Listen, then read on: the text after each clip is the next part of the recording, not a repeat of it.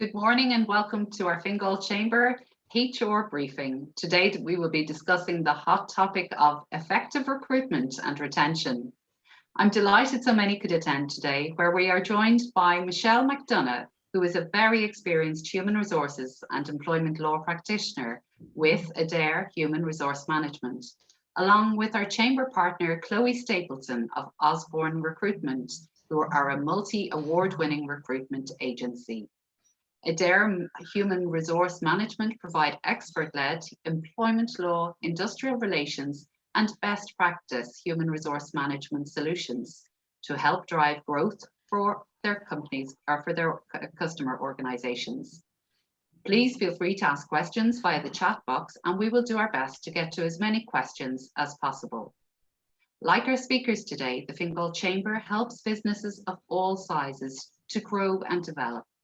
The Chamber does so by providing members with opportunities to train their workforce, influence decision makers and policy, trade internationally, promote their business, engage in important business matters, and connect and grow business relationships. If you're not yet a member of the Fingal Chamber and are thinking of joining, please do contact a member of our team who would be delighted to discuss the benefits in more detail. I hope you find this morning's Fingal Chamber HR recruitment beneficial, which will be recorded, and I would like to sincerely thank our speakers today. With this in mind, I hand you over to Fingal Chamber Chief Executive Anthony Cooney. Thank you. Thanks, Andrea, and good morning, everybody, and indeed you're very welcome. I won't delay too long. Particularly, I just want to say a very warm welcome to Michelle McDonough from Adare Human Resource Management, who are our HR partner here at the Chamber, and to Chloe Stapleton from Osborne. Again, Osborne are a partner of ours here at the Chamber of Commerce. So you're all very welcome. We got a good turnout for today, even though we're not in person just yet, but we're getting there. So even if, I think I said this morning at another meeting earlier, that the next in-person meeting we have, even if it's in hazmat suits, we're going to go. So anyway, indeed, you're welcome. So Andrea, thanks a lot. Again, what we're going to talk about here this morning for the next hour or so with Adare Human Resource Management is the strategies for attracting staff in a challenging market, and I think you'll all agree it is one. Best practices in recruiting the right person first time. The current picture on salary and benefits and the intentions of businesses around this. Steps to embed good people practices into your business. The top 5 actions you can take today to support employee retention, updates on recent and upcoming employment law changes, and trends on top 5 HR priorities for the remainder of 2021 and into 2022. Chloe will take part in the panel session later on, and indeed will be available to answer any questions. We would ask you to submit any questions, please, using the chat box so our 2 resident experts can answer them. If we don't get to your question today, I assure you we will come back to you directly afterwards. So don't be too disconcerted if we don't get to it today. We may get too many, I don't know. But if we do, we will definitely come back to you with an answer afterwards. So on that high note, I'd like to hand over to Michelle to take it from here. Thanks, Michelle. Thank you very much, Anthony, and to Andrea for those lovely introductions. I'm delighted to be here today presenting to you on this topic. So I'm just going to share my slide deck. There we go. Now, hopefully everyone can see that. Brilliant. And we're going to take you through some tips and advice and I suppose trends, and just give you the recent insights into what's happening in the world of recruitment and how best you might be able to respond to those challenges and make things a little bit easier in your own organizations. So Anthony did a great job there of pointing you through all the different things we're going to discuss today.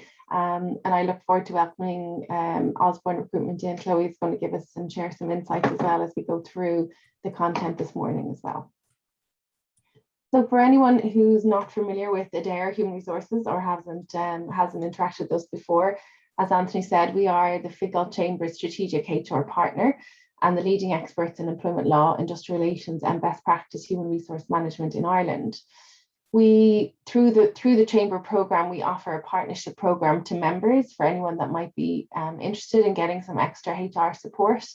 And that's tailored to suit organizations of all different sizes. So if you're a small organization, we can tailor it to suit that context. And if you're medium or larger, we can reflect what's going on in your business as well. But predominantly what the partnership program offers is compliance support around contracts of employment and policies, which are obviously constantly changing. And we've had a lot of updates, which I'll discuss later on in the session, around employment law. So it makes sure that you have a level of confidence in your compliance. We'll also keep you in the know through the changes that are up and coming, and invite you to webinars and events, and just try and take that pressure away from you having to keep yourselves updated all the time. We'll bring that information to you on the things we feel are relevant. You'll also be assigned with a dedicated client account manager, and that person is available to you to give you advice and support and guidance on actually implementing those policies and practices in the real world, and giving, I suppose, more bespoke, tailored advice that actually reflects your practical next steps for dealing with any given situation. And of course, we can support organisations with representation to the WRC or to the Labour Court if and when required. And obviously our hope is not to ever have to deal with that, but should that situation arise, that's something we can support with as well. So it's just important that members are aware of that full package of supports that are available. And if anyone is interested to find out more, more than happy to have a conversation or tease that out with you a little bit more in terms of those different areas I mentioned. So we work with a number of different sectors and industries, as I mentioned, different organization size, but we also have expertise across professional services, the not-for-profit sector, the manufacturing sector, and all, across all areas. So we can bring that tailored support and advice to clients rather than just textbook answers to things. In terms of myself, I'm the Senior HR Client Relationship Consultant with Adare, and I also act as a Chamber Partner Manager, so would be integrated quite a lot with the members of the Chamber, and happy to have those conversations at any point in time if anyone feels they would like to have a discussion with me from that end. I've worked in HR for over 17 years now, and very much just love that opportunity to try and create tailored environments where both the employees are reaching their potential and achieving what they want from a business, but also that business is being enabled to push forward with its own growth projections. So it's about that mutual success when it comes to HR. Great. So as I mentioned, we'll kick off with the top 5 actions to support recruitment. So we could talk about this section alone, obviously, for hours on end, but it's all about trying to capture it into something realistic that you can focus on in your organizations, because when you come to these sessions, you want to go away with some takeaways and some things that you can focus your attention on if you feel that that's a particular gap or an opportunity area within your organization. So the first thing I would say is profiling. When you're going out to recruit a new role, it's taken time to actually sit and reflect on how you're going to manage that process before you just launch that advertisement. And obviously profiling your advertisement in the right place is probably one of the most important things that you can do, because if it's not in front of people, if it's not under their nose, then they're not going to be able to apply for it, which is going to limit your number of candidates that apply for your job, and therefore limit your opportunity to have choice in the recruitment process. And we all aim to get to a point where we're at the final round and we have choice between our candidates, so that there's 3 or 4 people that are equally matched in terms of their skills and ability, and then you can just really select on who you think might fit best in your organization and in your context at that point in time.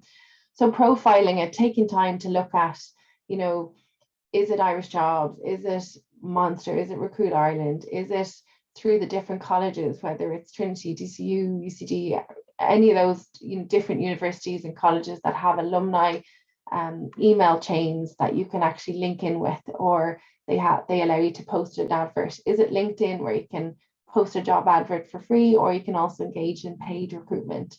Is it any of, obviously Osborne Recruitment if you want to use a recruitment agency, or if there's a particular association that you're involved with that is particularly relevant for your sector, or that's going to be under the nose again of people that you're reaching out to, people that you're recruiting for, taking the time to actually map that out.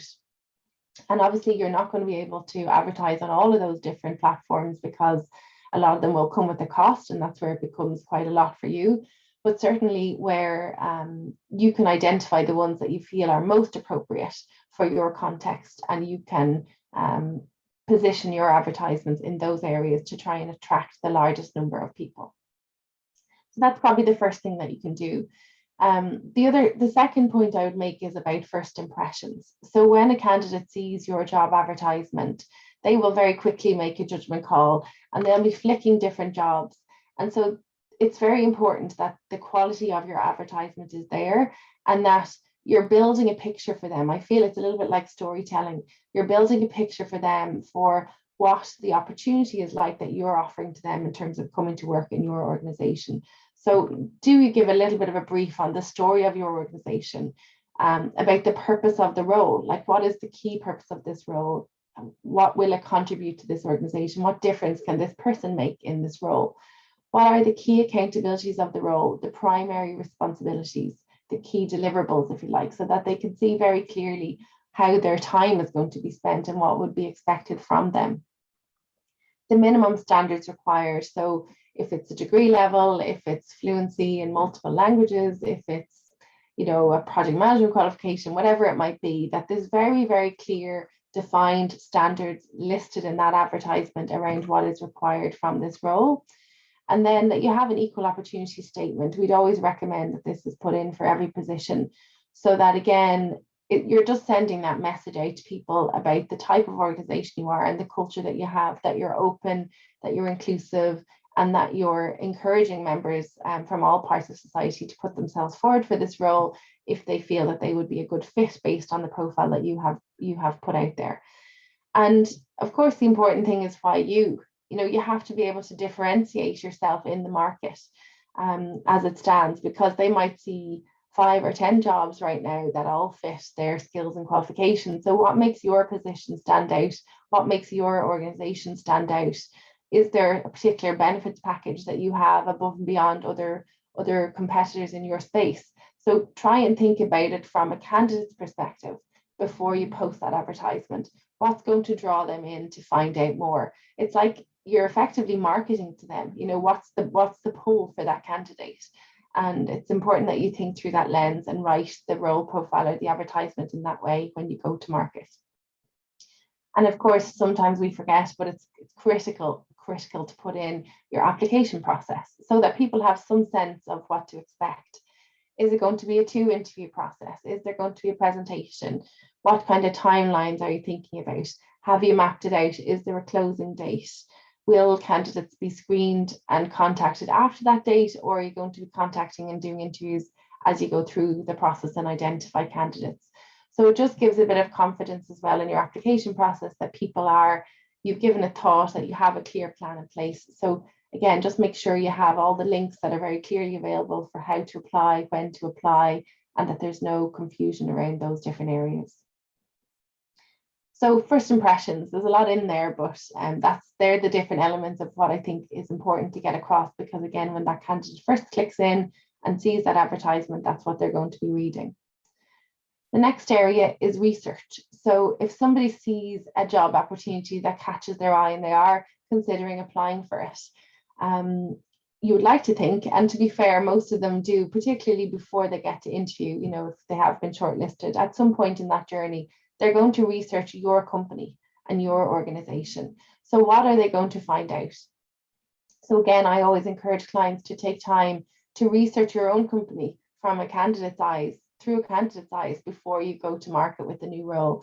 So if I Googled up or did a random search on the name of your company, what's going to come in front of me? What am I going to find out? So do you have a website with a profile, with a page on your website about our people? Do you give some sense to a third party about what it's like to work in your organization and what you have to offer? Have you taken the time to written that career page on your website? Do you have comments or reviews on Glassdoor or on some of these different areas that talk about your organization? And anything like that you can find, if you have control over managing that messaging, it's critical that you take the time to do it. One of the other areas people fall down is the likes of, if you do decide to advertise a job on one of the job platforms, that you just put up the job and you put up the advertisement, but you don't fill in the section about the profile of your organization. So again, I think you're missing an opportunity there to share information that might just give somebody a little bit more confidence to go ahead and apply for your job over another opportunity. So taking the time to do that research and update your content so that it's attractive and it's going to support your ad campaign is a really critical part of the process as well. And then into my last two, number 4, then to have a structured selection process. So again, we know from our job advertisement what are the critical qualifications and skills, and make sure that you have a screening process in place so that you can have a lot of clarity over why you're shortlisting different candidates. So if you're ever questioned or somebody ever comes back and looks for information on how you've made your choices to who to invite for interview, that you can answer those questions. So qualifications and skills, how are they assessed? The numbers of years experience that somebody has at a certain level or doing a certain task, have you predefined that in advance that this is what you're looking for? The salary expectation that somebody has, I always think it's good to put a salary on a job advertisement or a range to give people a sense of it, and certainly ask it through your selection process so that you're not at the end of an experience and you're looking to make an offer and suddenly you find out there's a big differential between what you're willing to pay and what they're willing to accept. So the earlier you get that conversation out, the better, because it just becomes less of an issue down the line. You're always assessing the fit of the candidate. So think about, and I say fit, probably a HR term, sorry, but it means like how they're going to fit into your organization or your context. Are there certain things, are there certain types of people that won't be successful in this role, or certain types of people that won't be successful in your organization? So if there's a way for you to get that out through your job advertisement, but certainly through your selection process, to make sure that you can identify the people that will fit best with your organization, and that's really critical. And then test your own biases. So we know when we interview people, we make judgment calls straight away within, what do they say, the first 20 seconds or something, we make a judgment call on somebody. So it's really important through an interview process that you're checking yourself and you're pulling back and you're saying, right, no, I'm going to hold judgment. I'm going to let this go through. I'm going to make sure that I have another person's opinion on this. So I'm not just looking at through my lens, but I'm also taking into account different perspectives. And sometimes assessments can be useful to support that objective opinion. Things like psychometric assessments, if you're assessing personality. We also use, or you can use, obviously, assessments to assess technical competence, whether it's in accountancy. I suppose we tend to use those things a little bit more. So depending on the role, just take the time to reflect on, have I tested my bias? What have I done here to make sure that I'm not just judging this only through my own eyes? And then reference check. I know people tend to have different perspectives and views on reference checks, but I would be an advocate of them, because I prefer to do them over the phone if you can get to speak to somebody that used to actually manage this individual. I think there's a lot of value you can get from that conversation. So try not make it a tick box exercise. If you are going to put that step into your process, try and get a good conversation. It's not always possible, but sometimes it is, and it can be really helpful. Sometimes they tell you good information and sometimes they tell you nothing, which says a lot in itself. So it's important to just follow through on that check if you can, and just, it gives you the better chance of having a successful outcome if you've mapped out a structured process and you take people through that process. And then finally, and I do count this as part of the recruitment step, because having a thorough induction process really sets the person up for success and enables them to hit the ground running, to use that phrase, or to be more effective in their role faster. So I like to have 5 key touch points once you recruit somebody, so before the start date.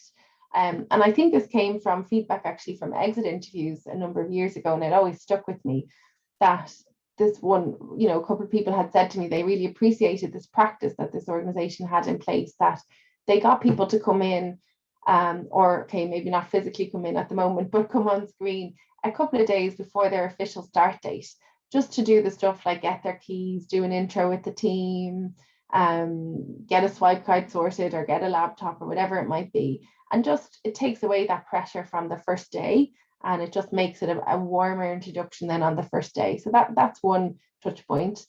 And then in week 1, week 2, week 3, and in the first month, for there to be a one-to-one or a follow-up sit down between the manager of the individual and the new person, just for a cup of coffee. It doesn't have to be formal or long, but just to show that you're checking in with them, you're making sure that any immediate issues or questions they have are dealt with quickly. And you're showing that, that you care about them and you're excited to have them as part of the team, and you want to make sure they're embedded quickly, and any areas of confusion or things that have come up that you can answer quickly. And I think that's really important to build that trust from the recruitment process and start it on the right foot in terms of employing people, hopefully for the long term. Having a welcome pack is obviously very, it's increasing in popularity and has done for the last number of years before somebody starts. But there is a lot of value to having, whether it's remote, having a welcome pack sent out to you, or if they're in the office or in the workplace for their first day, that there's some sense that you're prepared for them.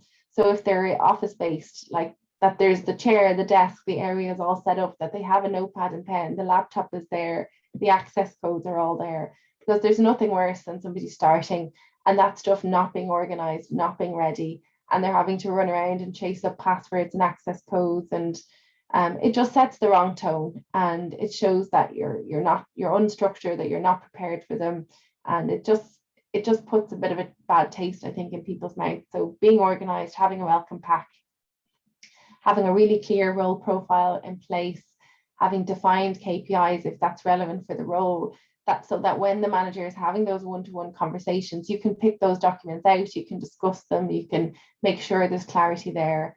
And having a really clear and thorough probation process is also critical, so that at the 3-month mark, at the 6-month mark, and if you do extend it to the 9-month mark, that you have a formal process that allows for conversation back and forth about what's working well, what might not be working well, how you see the next 3 months mapping out, etc.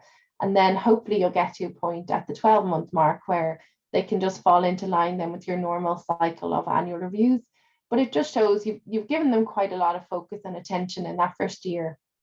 And I think it's really critical, because we've seen organizations where the HR metrics would tell us that, after year 1, when people start to leave organizations before year 1, it's a real indicator that something is going wrong. And these are the kind of steps we would always go back on, right through from the start when you're ready to advertise a role, carrying it right through into that first 12 months of service. And if you really focus on all of those 5 steps, you will increase the quality of the candidates that you bring into a role, and you will increase your retention of those candidates after year 1. So I think that's they're really key areas to focus on. Okay, so I just want to share with you, while I had the opportunity, some of the key trends and challenges that we are hearing back through our HR Barometer surveys. So we do this twice a year, and we survey a number of organizations across the country, and we get some data around what's happening in organizations at the moment. So right now, employee turnover is at its lowest in 5 years since we've been doing the survey. Annual employee turnover was 17% in 2019, and it's 8% in 2020. And the average expected employee turnover for this year is about the same, 7.5%. Now, in COVID hit businesses, so those organizations that are more directly affected by COVID, this increased to almost 10%. So it just gives you a sense of where we're at right now. And in terms of the reasons for people leaving their roles, career progression was cited as the most popular reason, with 35% of organizations. And then a change in career, not surprisingly, because we're hearing it a lot in the media, has increased dramatically from 3% last year to 15% in the 2021 report that came out. And again, COVID hit businesses are twice as likely to leave for the reason of career change. So that's 22% for COVID hit businesses versus 10% in other businesses. So they're the 2 key reasons for people leaving, and I just think it's important to be aware of that. So being focused on career progression will hopefully then mean that you can retain your staff, and then changing career, sometimes you have influence over that, sometimes you don't. But if you don't, it's good to know that that's a possibility, so that you can maybe put measures in place to support your business in case you do start to lose people. Now, we do expect that there's a high risk of pent-up employee attrition, and I'm sure Chloe will share a little bit more on that one when you chat next, Chloe, but we do expect that turnover level will increase in 2022, and that we are going to see a lot more movement in the market next year. And then when it comes to salary and compensation, again, it's good to kind of have a sense of what's happening right now. So there's a return of optimism, or at least that's what the results of the survey tell us. There's a return of optimism as we see 4 in 10 organizations, that's 41% of the respondents to the survey, said that they had intended or had already increased salaries this year. And when asked the same question last year, just half of that number, 22%, said yes. So there's a little bit more certainty. We're hearing good things in the news, of course, about from the budget and expectations, etc. So all of that is feeding into the confidence of employers. And the average salary increase for 2021 is 3%. So that's, again, a potential incentive to attract and retain employees if we have a bit of flexibility there on the salaries. Key considerations of organisations are, not surprisingly, around company affordability and company profitability. And nearly a quarter of the salaries listed were linked to external pay scales. So people are looking at pay scales to collate their data on, what they should apply within their own organisations. And then 15% of salary increases were based on performance. So there's some of the factors that you usually have to consider when you're looking at salary increases. So just interesting to share some of those metrics with you from the survey. And we do have another HR Barometer survey that's going to be going out shortly for people to fill in. So we will be looking forward to sharing some of that feedback with you once that survey data is released. Great. Okay, Chloe, I will hand over to you now to share some of the insights from your experience in Osborne. Brilliant. Thanks, Michelle, and thanks to the Fingal Chamber for having us here today. It's great to be able to share some information that we're getting on the ground directly from our clients. So as Michelle said, my own name is Chloe Stapleton. I'm a senior recruitment and business manager within Osborne Recruitment. I have been in recruitment for over 10 years. And Osborne Recruitment has actually celebrated their 25th birthday this year. So lots of market knowledge that hopefully we can share with you today. So in terms of Osborne, we specialise in a number of areas. So we have accountancy and finance, we've office administration, light industrial, retail, executive, C-suite appointments, healthcare, human resources, tech and IT, manufacturing and engineering, sales and marketing, customer service, and international recruitment. And we have actually grown over the last 18 months in COVID and become more specialist in some of these areas because of the demands and the lack of staff. So recruitment hasn't slowed down for us by any means.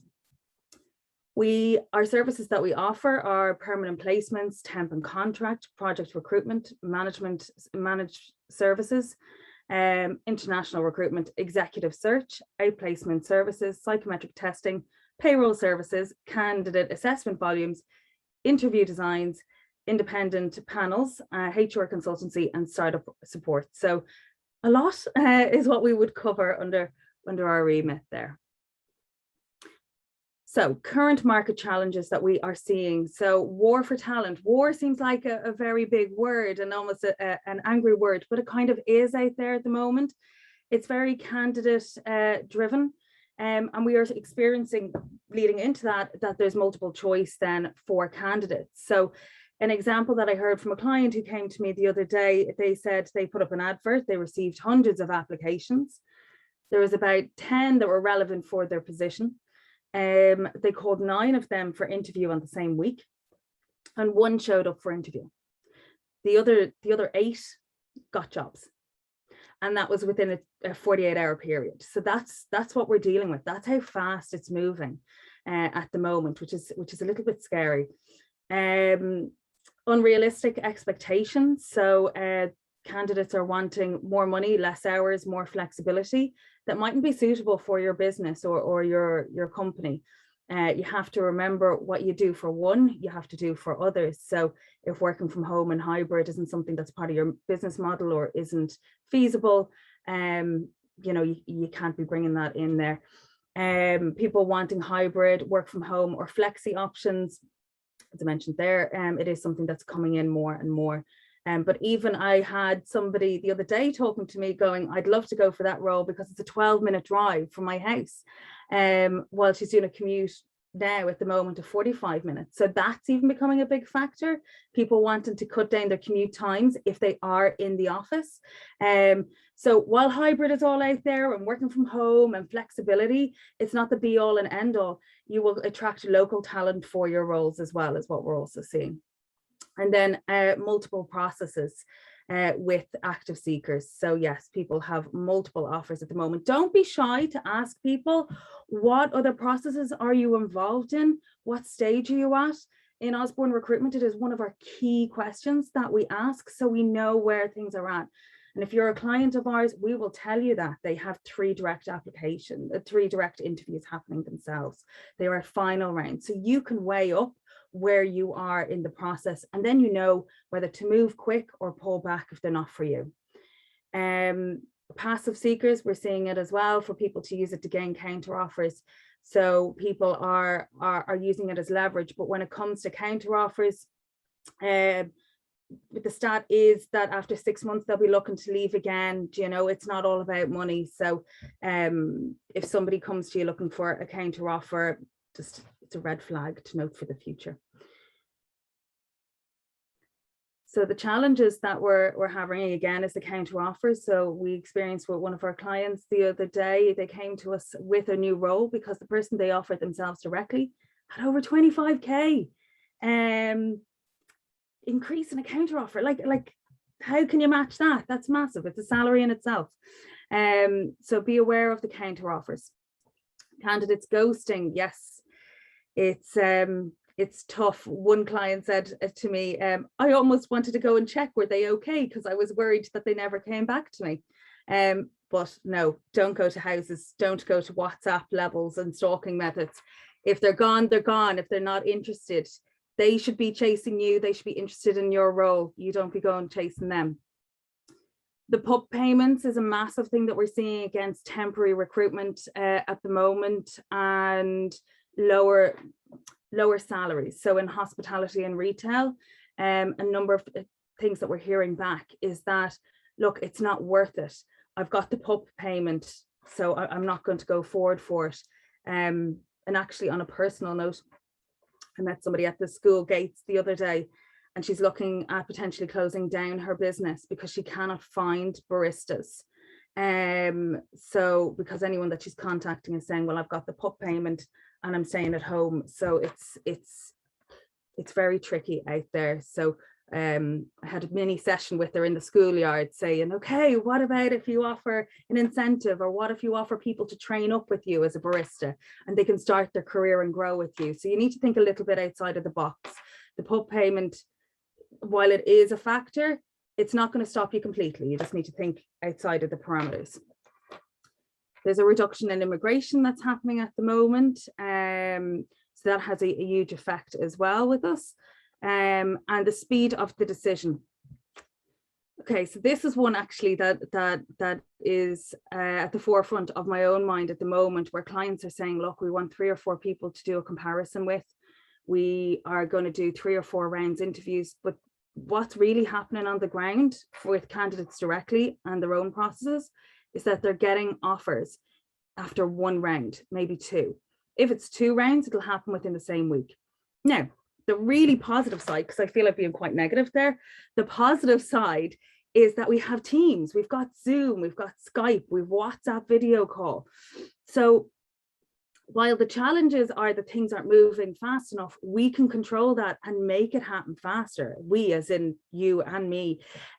So we can, nobody's afraid really of the screen anymore. Everyone is afraid of the video and getting on, oh, I don't want to be seen on camera and what will they think? And but now it's acceptable, it's normal. Like, we'd recommend, if you do want to meet people face to face, maybe have that as your second round, meet them for a cup of coffee, but do your first rounds by Teams. Candidates aren't having to take time off to come in and meet you, take a whole day off or anything like that. And it can also fit around your diary quite nicely. It can make things move quite quickly. So yeah, I needed to go positive there because I felt it's been negative. So speed can move an awful lot faster if you make it. So recruitment practices are evolving. So we need to know what's going on in the market. And it is a candidates market, but it is moving extremely fast at the moment. So I know myself, I've lots of people that I'll give advice to: pick up the phone, ring me, email me, say, what do you think? Candidate, clients, even organizations that aren't working with Osborne at the moment. So feel free to reach out if there is anything that you want to run by, but don't be afraid to ask the questions and know what is happening out there. And you need to acknowledge when you do ask that questions to people of what are the processes are you involved in, listen to what they're saying. Read what they're saying. If they get uncomfortable, they're not telling you something. So they are involved in multiple processes and opportunities. The unwieldy process would be about, again, having too many steps in the process. So a firm favorite of mine when I'm recruiting consultants to join Osborne is trusting your gut. Like, if you know somebody is right and you have a good feeling about them, move it forward.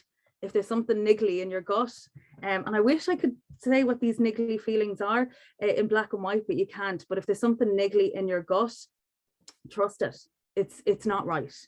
But if you're saying to me, Chloe, I know Bob is pretty much right, but I think I want to see 2 or 3 other people, Bob's going to be gone because there's so many opportunities out there. So trust your gut and trust yourself. Flexibility. Lack of flexibility. So flexibility can be around the hybrid model, but it can also be around hours of work.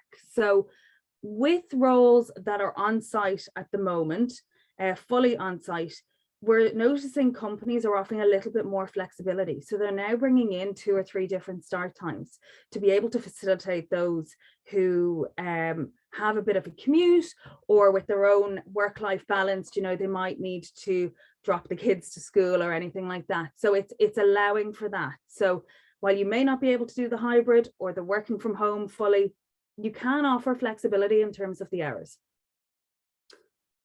What Michelle said earlier about checking in with candidates and making sure that your employees are getting on okay, it also then gives them the opportunity to grow. So it's having those open conversations of, where do you see yourself going in this organization?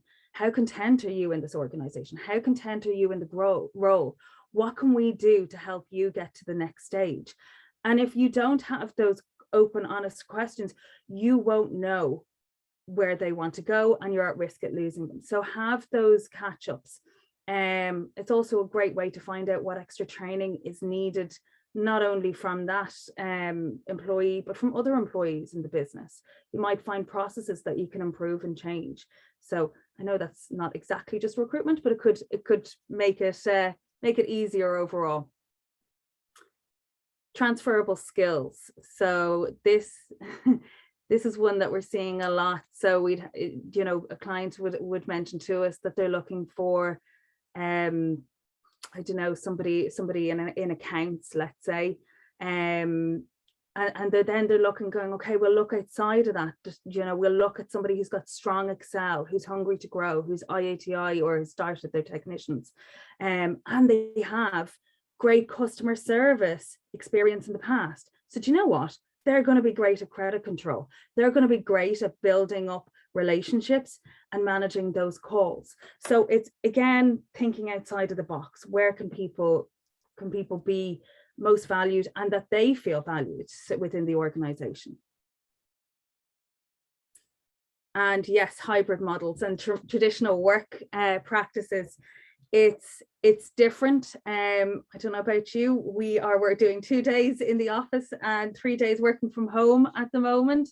And we just need to understand that this is happening. But the great thing about hybrid models, or actually even the full remote working from home, is you can get a candidate for a position that your position might be based in Drogheda, or your office might be based in Drogheda, but they could be based in Mayo.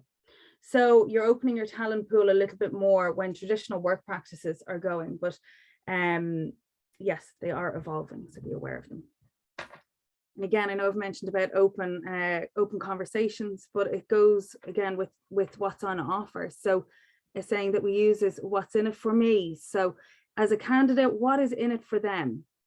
If you put yourself in the candidate's shoes, what do you want to know? You want to know benefits, you want to know hours, you want to know salary, you want to know perks, where can I evolve? So why aren't we selling those things? Why aren't we informing people about them? Like, it doesn't make any sense. If you put yourself in the candidate situation, what do you want to know?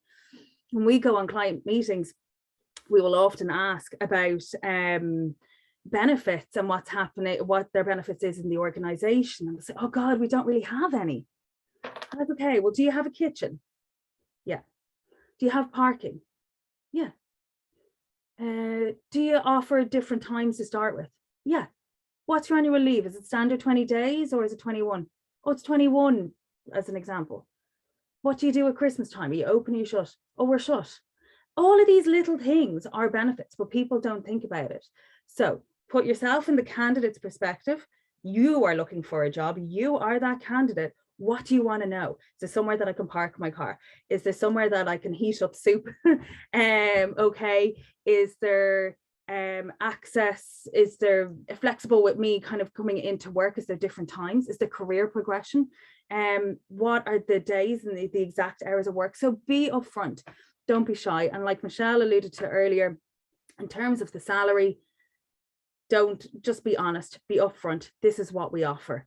There'll be other things within your organization that'll build that up. So you've got your salary, you have your parking, you have your close at Christmas, you've extra annual leave. There's all different things. But yeah, think about it from a candidate's perspective. What would you want to know? That's what you need to sell. So yes, candidates are moving for the right reasons. So in Osborne, one of our top questions that we ask people is, what is their reason for looking for a new position? It's generally not money. So the top three are kind of, a work-life balance, looking for career progression, or looking for more opportunities within an organization, or feeling valued. They are kind of the top three that we hear. 4 will be money. So just bear that in mind. It's not all about money. It's about that fit. Be proactive in candidate attraction. As I said, put yourself in their shoes. Look at your reviews online. Look at your Indeed reviews. Look at your Irish Jobs reviews. Look at your Google reviews. If you don't have these, you need to get working on these. Ask your current staff to rate you on them. Ask your customers to rate you on Google. People are reading reviews. That is what is making them click apply or not apply. So it's not just about putting a job ad up there and hoping for the best. It is really about your brand in the marketplace as well. Embrace technology. So as I mentioned, Teams, Zoom, Skype, WhatsApp video, whichever platform you want to use, it will move things an awful lot faster. It'll engage people an awful lot faster, and it'll free up diaries. So don't be afraid of them. And decision making. So this was what I was referring to kind of as well about your gut. If they tick the boxes, if you feel they will be a good fit, own it. Own it that you know your business. Own it that you know what will work in your company, and make that decision. So purpose-led employer branding. So again, back to the Google reviews, Indeed reviews, get your brand out there. Be known, be seen, be the best. So a tangible and easily articulated employee proposition. There's a lot of words in that. But again, it's putting it in the candidate shoes. So a good thing that I have kind of advise people to do is, if you have somebody leaving the organization or moving up into another position, is sit down with that employee and ask them what their day-to-day and week-to-week duties are. And that will give the basis of your job spec. So that is what is happening really on the ground, because a job spec is there's an awful lot of fluff in a lot of them, and it's your perception of the job. but find out what it is on a day-to-day basis. And again, show those benefits, show why it's good to work there. It's a large team, we're a friendly team, we like to celebrate wins, we've got events, we close at Christmas, whatever it might be, we've got parking. Our staff retention, mentioning your staff retention. If you've got really good staff retention, people don't leave. That is such a selling point. Security and stability as well. We've done great during COVID. We've grown during COVID. Like, that's amazing to hear. Training and development, having those conversations with your current employees and people that you're looking to hire on where they want to go, because as they grow, you will grow as well. Cross-functional opportunities. So as I mentioned before, somebody who's really good, let's say on customer service, looking to get into finance, credit control. They're used to being on the phone. They're used to talking to people and building those relationships. So thinking outside the box there. And then work closely with the recruitment partner. Okay, marketing put this in, but who has market knowledge. But as I mentioned before, come to us, come to Osborne Recruitment if you want, and we will give you some knowledge of what's happening out there in the market, and it's up to yourselves whether you'd like to engage with us on your service, on our services. But the one thing that I can tell you that clients have said to me is a huge selling benefit from us is that we work very closely to ratios. So we've 3-3-1 ratios. So 5 CVs actually is what we do. 3 to 5 CVs, 3 first round interview, 3 second round interview, and 1 offer. So it cuts out all of those CVs that are coming into your mailbox that aren't relevant. Oh my God, the amount of people that I hear, that's a real pain. And you're getting the 5 top people that are aligned to your company, to your role, and that right fit. And that's it for me. So if anyone has questions or if they want to leave it till the end, that's no problem. That's brilliant. Thank you for that, Chloe. That was really, really good. And I think some of the takeaways for me are the important points were that speed of the process. And that's really critical, because between the two of us, I suppose we've talked a lot about the things that employers need to do, but behind it all, they're going, but I need this person here fast. And the candidate's like, I need the job fast. So we need to kind of have those processes in place, but at the same time, I think that speed of the process is really important. So just little things like having some of that prep work done in advance before you advertise the role. So knowing what your process is going to be, and maybe ideally having those questions pre-written and pre-prepared, because sometimes you can lose 3 or 4 days trying to prepare that content before the interview. And if the recruitment market is moving as fast as it is, then we don't always have that time. So I think that was one thing. In terms of the gut, go with your gut that you spoke about there a couple of times, do you use, I often find assessments are quite good in that type of scenario to just fill in the gaps a little bit and just give you something objective. Do you use those much, or do you find them beneficial? We do use them, especially, well, I suppose for office and admin, where it might be your words per minute, your Excel, your accuracy in typing, or the likes of your accounting, where you'd be talking about your Excel and your Sage and things like that. But references, as you mentioned before, are key. So with Osborne, we'll always have at least 1 reference on file before the candidate is going for interview. And it will be taken verbally by an Osborne consultant. So if there's a red flag, we'll know about it. If somebody's only given an employment dates and a confirmation of dates, we'll go get another one so we can kind of get the details. So that'll give a good indication and a kind of good backup to kind of your gut. It'll give you that cement of, actually, yes, this person is right.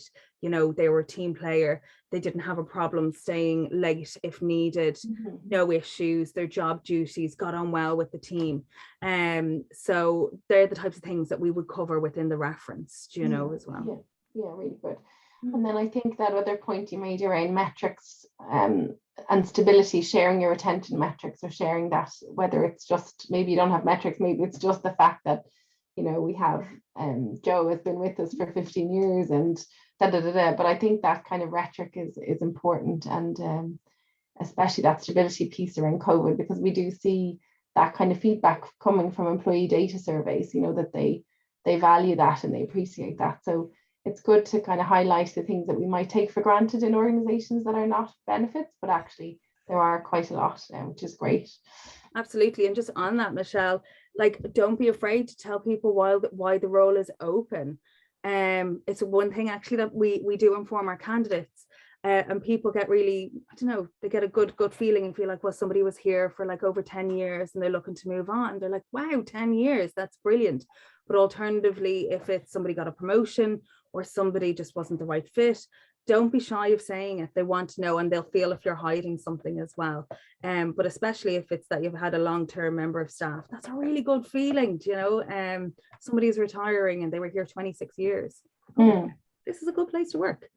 So yeah, great. Okay, thanks for that. Okay, and so I'd encourage people to just put your questions into the chat, and we'd be delighted to deal with them at the end. I'm sure you all have lots of different experiences from those recruitment processes, but if there is something you're kind of wondering as we chat, and that you want to tease out, just put it into the chat and we'll go through them at the end. But no, that's good. Incidentally, Michelle, we have a question or two come in. Oh, great. You're direct onto my email, believe it or not, and they just popped up a few minutes ago. But one of them actually for Chloe, and you mentioned when you know, given that such a tight market now, and everybody's saying we can't get staff and one thing and another, and people say, you know, I have a job and I'm going to pay X for it, and with the job there's a series of perks, we call it. So you've got free parking,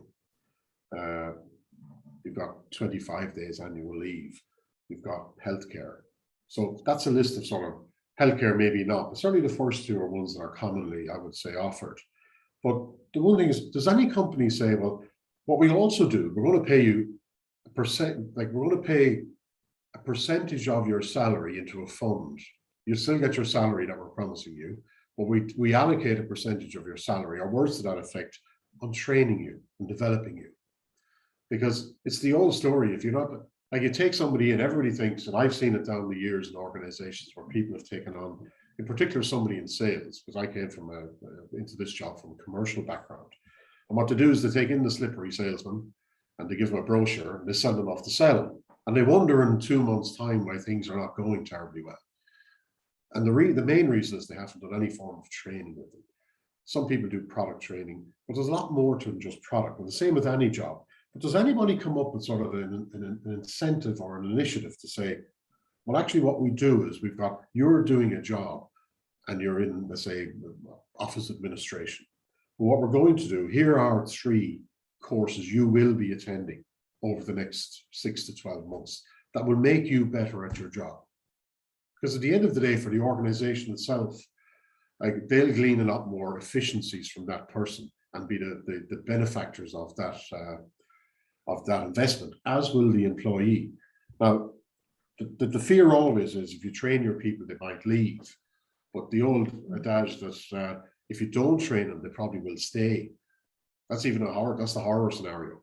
So does anybody come up with that as an incentive to say, we're going to put $2,000 a year into training you, or 500 quid a year? I've never heard it in anything I've ever come across. Absolutely. No, there is people are looking for more educational support nowadays. And even actually internally within Osborne, we have a program called Love to Learn, where if it is business relevant, we will support that person financially and with their time as well on upskilling that can help the business. Now, in terms of the monetary side of things, what you can do, and we're seeing an awful lot more, is bonuses. So we're saying, you know, after 6 months, we'll give you a $3,000 bonus if you're still in the organization.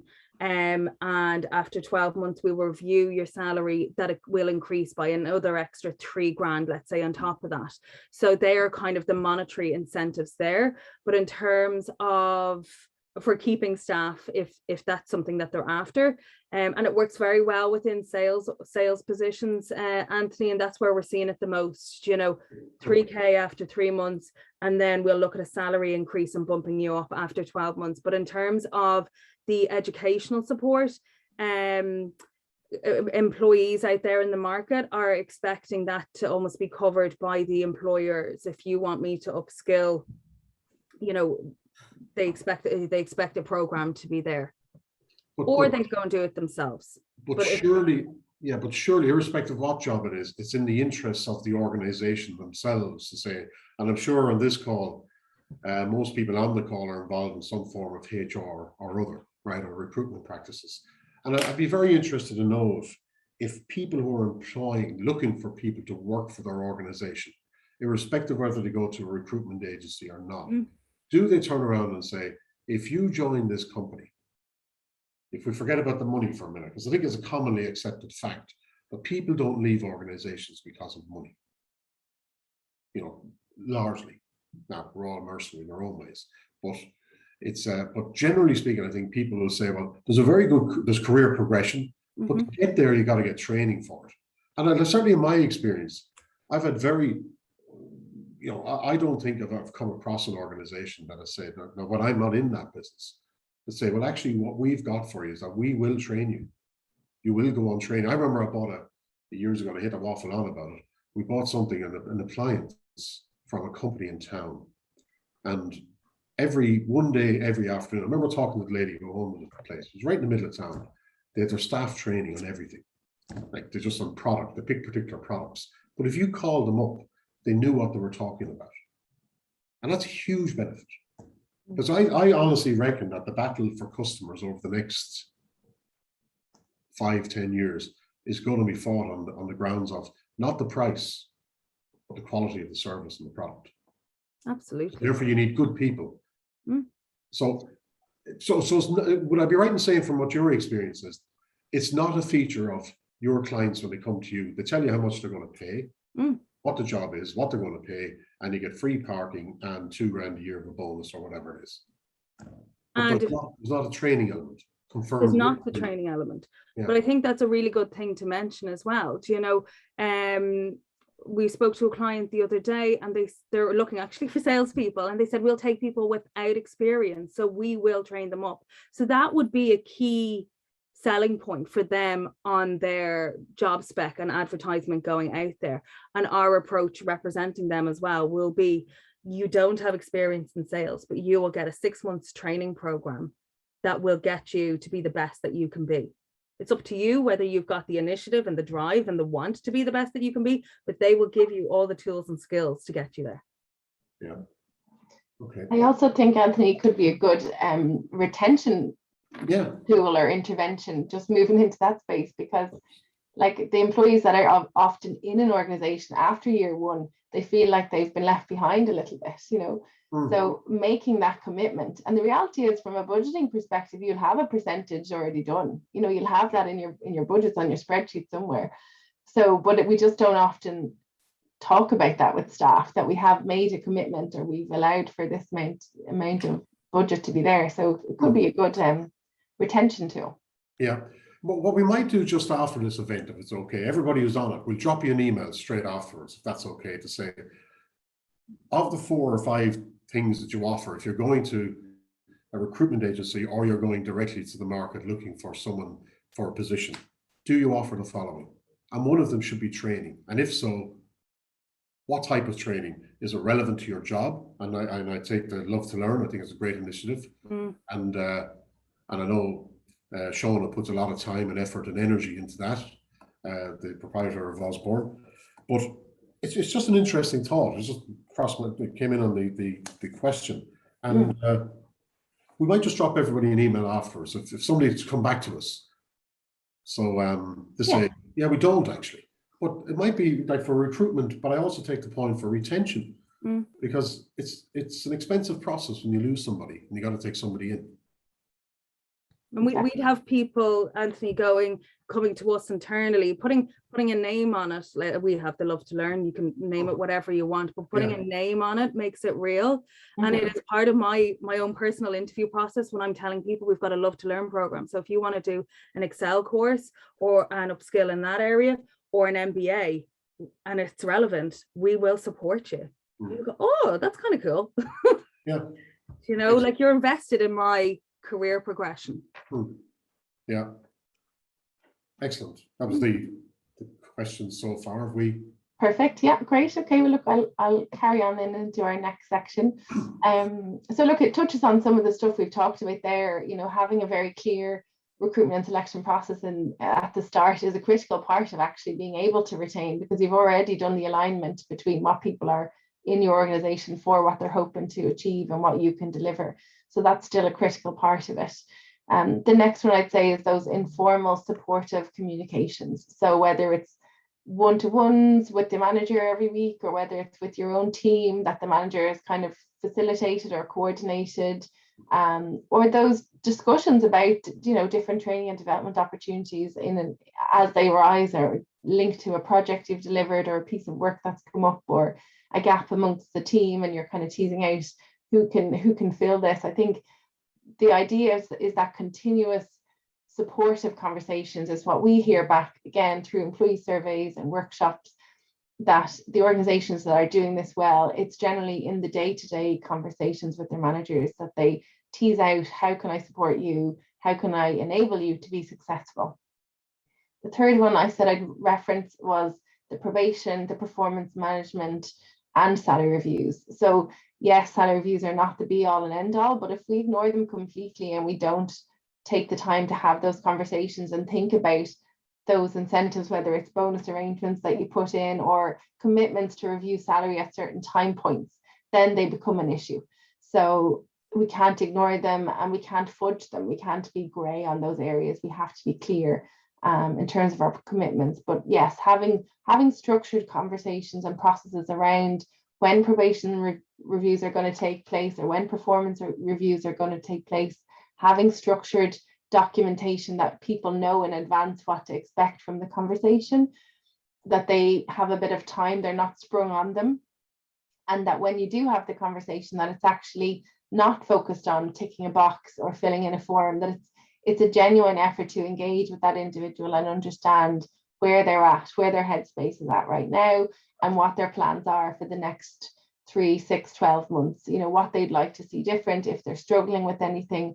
So they're usually a little bit of reflection on what's happened in the last period of time.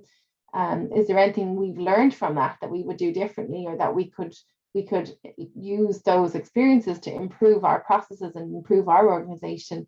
And then, of course, most of the focus is on forward focusing. So what are the areas of your particular strength or your particular interest? And can we direct your work to take advantage of that skills and that interest? Or are there any other supports or development plans? And hopefully you're having discussions around succession planning, which is, I suppose, into the next point about career and personal development of, you know, what's next for this organization. So people are often thinking a year ahead of time. Where will I be in a year? Where will I be in 2 years? Where will I be in 3 years? And they want some sort of a plan, or to feel that they're on stepping stones to get from A to B to C.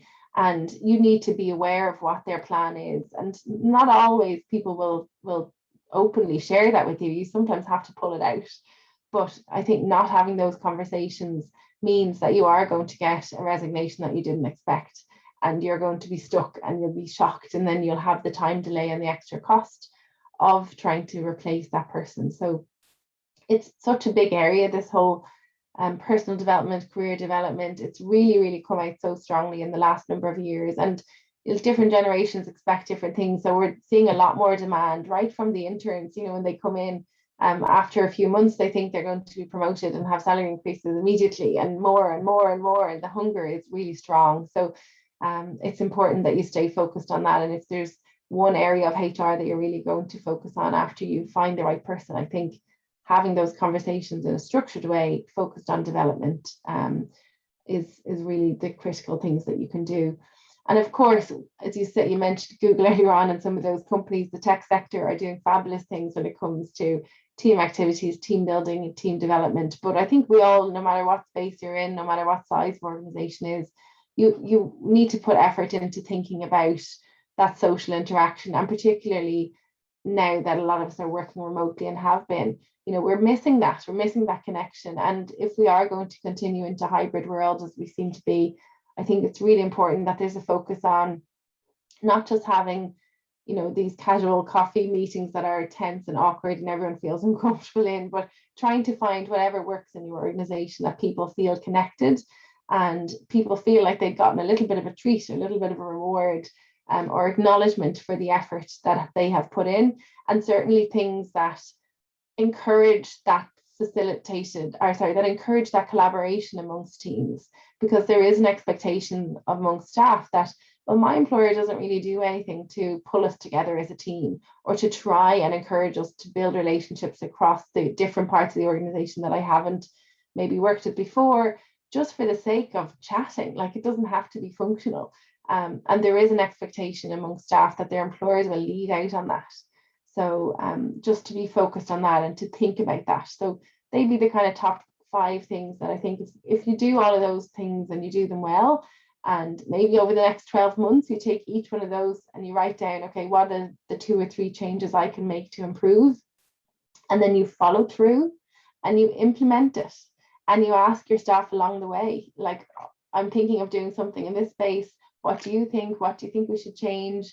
And then once you've done it, to check back in with them and say, how do you think we did? You know, did it make a difference?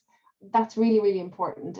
And often I think in HR, we can come away from sessions like this with a list of 50 million things we want to do differently.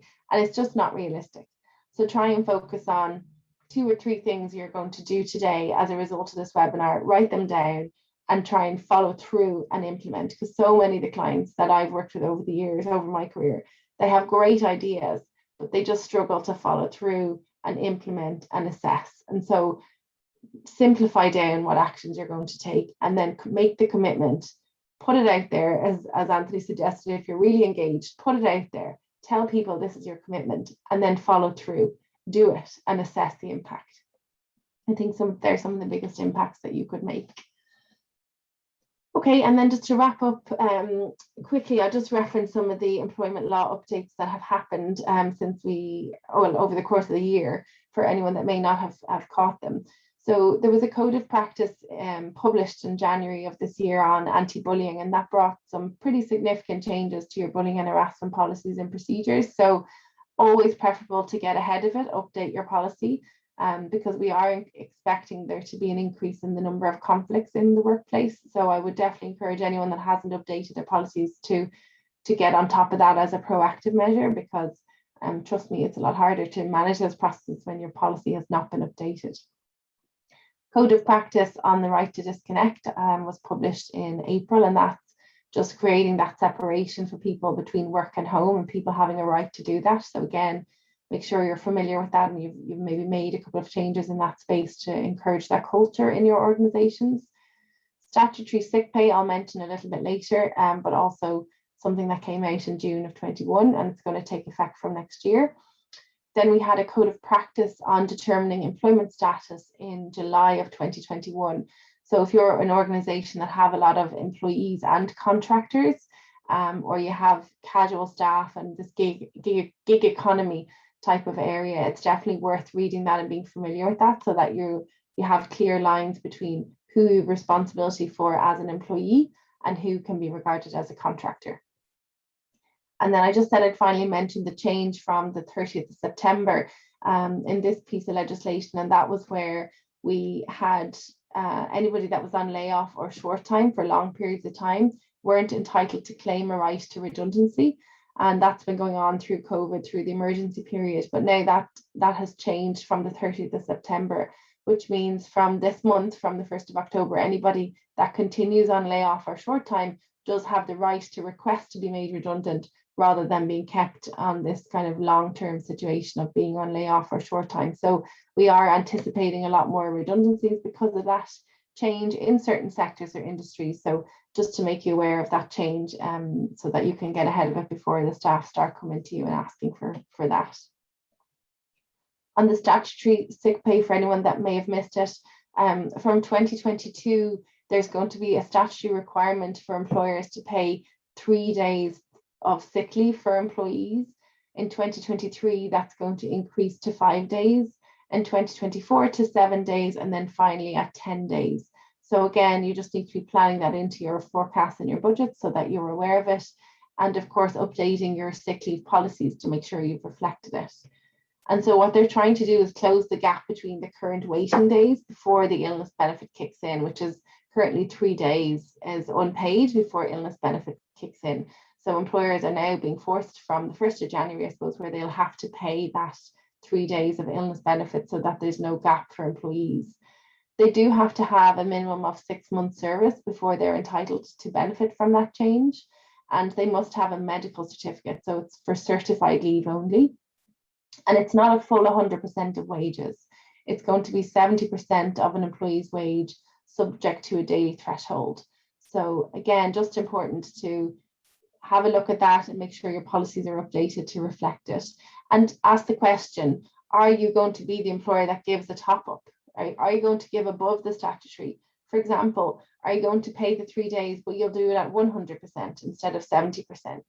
Are you going to give maybe even more above that? Are you going to bring in, up to the 10 days earlier than you're legally obliged to do? So these are some of the conversations we had earlier on about benefits and differentiating yourselves. I think there's a great opportunity to do something around that because it's been one of the key areas staff have requested change through the pandemic. So good opportunity to update them. And then updating your absence policy, I mentioned. I just share for people that will get the slides afterwards some of the relevant HR Barometer results as well from the survey. And then just to mention the National Remote Work Strategy, which was published in January of this year. And I've shared some views from the consultation that was issued in August. So it's just interesting to see the patterns. And we are expecting that information to be published. It was due to be Q3, but we're kind of expecting it now around December time. So we will bring new changes as they crop up in this space. But obviously this is a massive area and we're all going to be keeping our eyes peeled for some guidance from the government around what we need to be doing when it comes to remote working policies and frameworks. So just to flag that with you that will be coming hopefully before the end of the year. And when it comes to gender pay gap reporting, for anyone that might have missed this, I just shared some information here so that you can identify whether it affects you or not. Right now, it only applies to organizations with 250 employees or more. And for anyone that has 50 employees or less, you're not required to report. So just so you know how that affects you directly. So yeah, look, they were the main employment law changes. Other than that, I just share with you what our survey reports told us were the top 5 HR priorities for 2021. Obviously, we've discussed a number of them today throughout the content of the webinar, but these are all the kind of key themes that we're hearing back from employers that they're making interventions on, and they're building initiatives around these different areas. So again, happy to talk to anyone if you're teasing out some supports you could deliver on any one of those spaces. Great. So then just to summarize your takeaways for today. So assess your flight risks. Take the time to think about each one of your employees and where they're at and in their life and in their career. And if you feel that anyone is potentially would be open to an opportunity in the market, try and see what you can do to retain them in your business. And then take that action. Decide on your 2 or 3 interventions, follow through, implement the change, and keep conversations going with them to do what you can to retain them. And then review some of your policies to make sure that some of those legal references I've made today, that you have incorporated the changes to your bullying harassment or your absence policies or whatever it may be, so that you're ahead of the game. So yeah, that's the main content I really wanted to go through with you today. When you see the slides, you'll see some links here to some free ebooks that you can download from Adare, which will hopefully give you some guidance around some of those different areas. As I mentioned, happy to have a follow-up one-to-one with anyone that would be interested, and there's our contact email there if you want to arrange that one-to-one.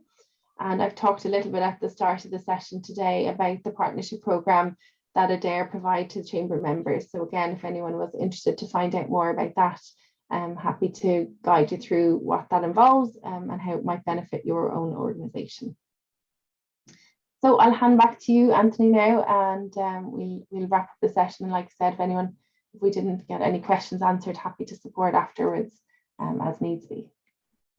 Thanks, Michelle. And I want to say thanks to Chloe for taking part from Osborne. I want to thank you, Michelle, And as Michelle said, she's available for a one-to-one meeting after this event. If you have something specific you need to cover, please do. We will send out a very quick survey to all participants, just about this. We might just talk to maybe Michelle and Chloe just afterwards, just to say it's 3 or 4, it's a ticket, yes or no. And if there is in particular training, you might just give us a little bit more information on that, but it's just a learning for everybody. In particular, again, I want to thank Michelle and Chloe. Michelle and Adare are our HR partners with the Chamber. We've worked with them for quite an amount of time. If you found the event useful or you've learned anything in particular, please share those details with us. We're always anxious to hear back and get feedback from people. We help businesses here at the Chamber of all sizes to grow and to prosper, and more so probably over the last 18 months, given the difficult period everybody have had. The one thing I would say is that we've been here and open, well, there's a number of us have been in here all the time. One of my colleagues has been here. We do export documentation. She's done all of that work in the last while. And all of the guys have been working remotely. Have done a terrific job organising events, albeit we had to pivot online very quickly, like a lot of organisations. Also wanted to say, if you want to check out any of our upcoming activities, go to the Chamber website, www.fingalchamber.ie, and you'll find any of the events there. Our Christmas party is in person, and it's on the 10th of November in the Maldron Hotel at the airport. So there's loads of buses to get home.